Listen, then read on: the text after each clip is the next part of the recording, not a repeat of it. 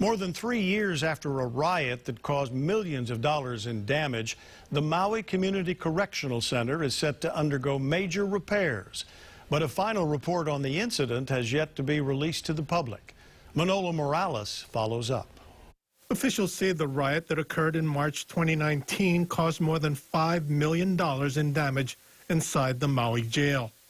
Emergency repairs have been done since then, but the state has just put out a bid to make more major repairs to the facility.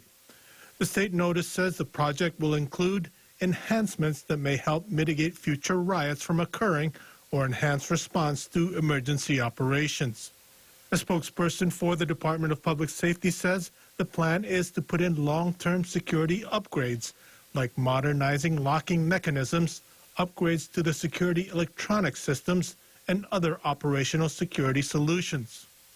But a full report on what happened and what can be done to prevent it has yet to be released. I think it's a huge safety issue. For me, it's really about not only the people that were trying to protect the jails, a lot of the prison guards, I think they were put in a lot of jeopardy, and I think there was a lot of review that needed to happen on making sure that this did not happen again.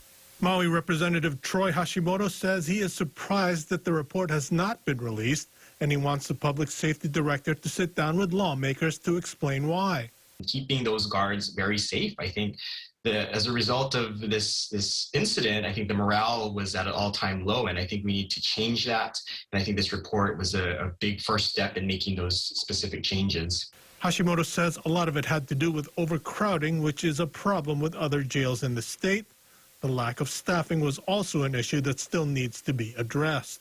We need to sit down with this new director and see how much he has made progress in bringing down the vacancy rate, because I think that was one of the biggest challenges is people were just worn out and tired, and they needed more help.